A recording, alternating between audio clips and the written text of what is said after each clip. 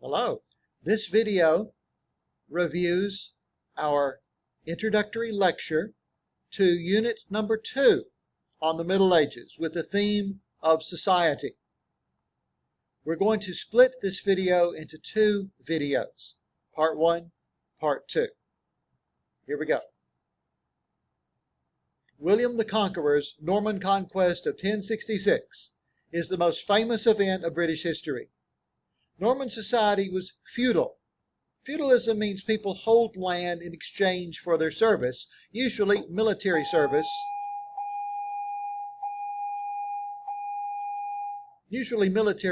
to their overlord. William's army included cavalry knights clad in chainmail and expert archers. Well, the last Saxon kings were Edward the Confessor and Harold. So upon Edward's death, Harold was chosen instead of his cousin William. William had been promised the throne earlier, so he decided to invade. Now, William was already Duke of Normandy after his father had died, and we know that he is the one that we use to start numbering the English kings, so you can tell who's going to win the battle. William's going to win the battle against his cousin.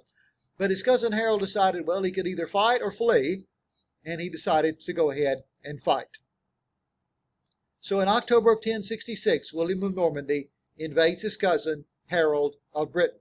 Well, when the Anglo-Saxon Council had met, they decided to pick Harold rather than William, even though the Pope in Rome had even said William had the finer claim. But Harold was British, William was French. And when the Anglo-Saxon Council got together, they said, we don't want somebody from another country to be our king. We want one of our own warriors, someone we respect. So they picked Harold. And by all accounts in history, Harold was a really good king. But William decided he had been betrayed by his cousin. And so William invaded. Harold had already been fighting some other cousins in the north of England with his troops, trying to calm them down because they didn't like the fact Harold was chosen high king. So the troops were weary, they were sick. They finally got to South Britain. Half of them wouldn't show up because everybody was Catholic in England at the time, and they didn't want to fight somebody the Pope had approved of. And so Harold arrived with about a third of his army intact. William had brought 3 different battalions with him from France. A Flemish army, his own army, somebody else. So he was well prepared for this battle. And as you can tell, William won. Didn't take very long. Harold received, according to tradition, an arrow through the eye. William was now king. But what do you do when you're king and you don't even speak the language of the people that you just overran? Well, he did a number of things. He named himself king, of course. He used English in ceremony to prove to the lords of the country that he was now in charge. He either fired or demoted English priests in the country, imported his own French Catholic priest he could trust. But here's the big thing that he did. He took away all private property. He declared he now owned the entire country. He split it up and gave it to the knights who had been loyal to him. The descendants of those knights became the lords and the barons of England, who for hundreds and hundreds and hundreds and hundreds and hundreds of years occupied the House of Lords in Parliament. So if you were a poor Saxon or a rich Saxon, it didn't matter. You lost everything. And now you could either flee, you could become somebody's serf and work on their land.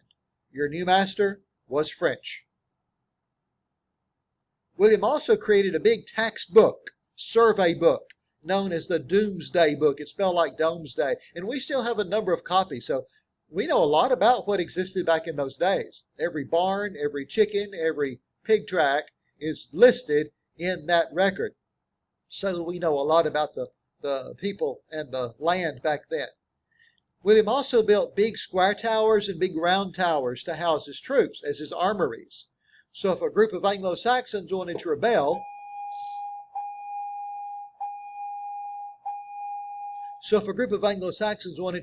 and cause trouble, they would look outside their windows and see those big towers and know that there were 24 Norman knights ready to ride out and burn their village, and that was a good intimidation factor to make them settle down.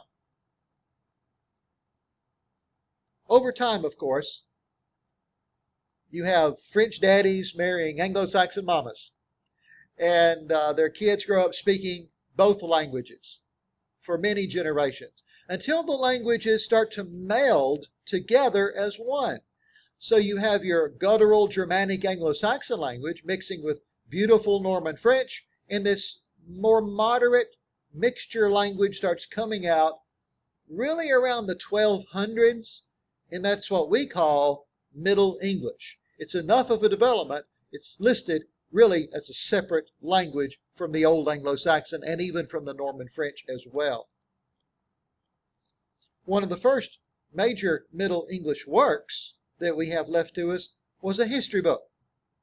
And that history book listed the legendary King Arthur as a real king. And people didn't know a whole lot about their past, so they thought King Arthur was real, and people started making up stories about this King Arthur. And so the King Arthur legend really grew among the French people, interestingly, more than the Saxon people. Then we start what we know as the soap opera. Okay, so after William the Conqueror died, he had a son, William Rufus, to try to take over for a while, but William Rufus tried to tax the barons too heavily, and they took him on a hunting trip, and wouldn't you know it, an arrow just happened to go the wrong way. And poor William Rufus ended up dying. Well, he had a younger brother named Henry,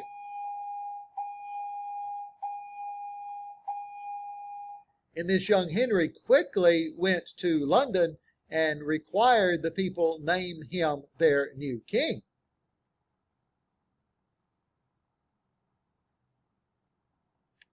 And so after he was named king, he told the barons he would free them from many of their taxes, and they liked him, but he eventually became a very strong autocratic ruler.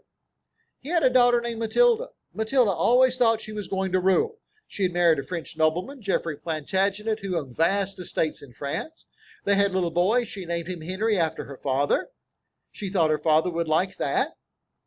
But old Henry was getting kind of old, and he had not named Matilda as the official heir to the throne yet, even though the people liked her and they called her the Empress Matilda. So one day she eventually went to her father and said, "Father, I think we need to establish the line of succession. You need to name me the heir to the throne." He said, "What are you talking about? You're a woman. I'm not naming a woman heir to the throne. I like your cousin Stephen. Stephen's a warrior. I'm going to leave the throne to him." Well, she threatened to even make war on her father, but she didn't do it. And when Henry I died, Stephen became king. You notice there's no number after his name. He's the only one in history so far to be named Stephen, only king that they have had in Britain named Stephen. So you don't get your number one until there's a number two later on in history. So Matilda went to Stephen. This time she did make civil war on Stephen's troops. He couldn't stop her. By all accounts, Stephen was a pretty good king, but Matilda would not have it. Well, finally, Stephen called his cousin Matilda in and said, "Cousin, what do you want? I'm not leaving, okay? But what else can I give you?" She said, "I want my son, young Henry Plantagenet, to be the next king." And Stephen said, "That means I have to put aside my own family's claim to the throne." She said, "That's the only way the civil war will stop." And to Stephen's credit, he put the country first. He said, "Okay, that's what we'll do." And so Stephen went through a ceremony and named Henry Plantagenet his heir. So when Stephen died, young Henry became king. Before that, Henry had met a woman from France named Eleanor of Aquitaine, Eleanor d'Aquitaine. She was very wealthy. The Aquitaine was the rich, great growing region of France. She was also the French queen.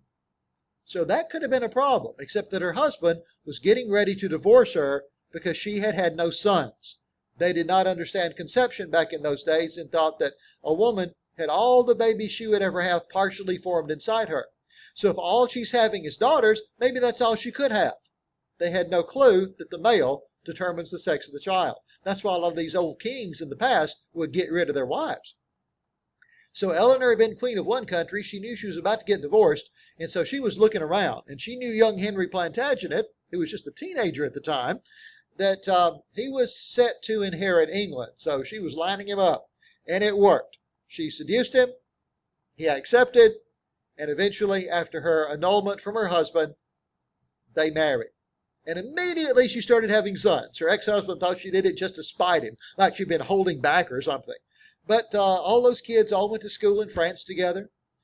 They all grew up together. Henry and Eleanor went on the Crusades, invited Eleanor's ex-husband, King Louis, and his new wife to come on the Crusades with them. So the family relationship, it seemed, was a pretty friendly one. As time went on, though, there were problems. And one big problem Henry had was his best friend, Thomas Becket. He had named Thomas Becket the Chancellor of England, the man who really runs the country. And he also named Thomas Becket the Archbishop of Canterbury, the head churchman. Well, when Thomas was named the head churchman, Thomas resigned the office of Chancellor. Henry thought he could control the money in the church and the money in the state. If his good buddy Thomas was in charge of both. Thomas had other ideas. Thomas took his religious duties very seriously, and Henry was behind in paying his church taxes. Back then, people had to pay church taxes as well as federal taxes, or at least taxes to your overlord. And so Thomas demanded that Henry pay his back taxes, and Henry had a fit. Henry appointed more archbishops, and Thomas excommunicated those archbishops, saying Henry didn't have permission to appoint archbishops. Then they went at it for years and years and years. History calls them the hammer and the anvil. One was about as tough as the other. One time Henry blurted out in council session, "I wish somebody would get rid of this troublesome priest." And there were some knights who heard him say it. They sailed around to Canterbury, marched into the cathedral, and murdered Thomas Becket, the archbishop. Henry declared he didn't know they were going to do it. He asked forgiveness for it, but he got rid of his problem, Thomas, and he got an archbishop he could control. Well, we'll end this part 1 with another problem Henry had. He didn't anticipate this problem, and the problem was his wife Eleanor. She was just as strong, she was just as stubborn as he was. They both had had a son named Henry that they cherished, they loved, they put all their hopes into that boy, but he died relatively young. And that kind of broke the marriage apart. And then the parents did something parents should never do. They started picking favorites from among the children that were left. And that starts causing a big, big rift in the family relationship. And that's where we'll start our second video on the Middle Ages.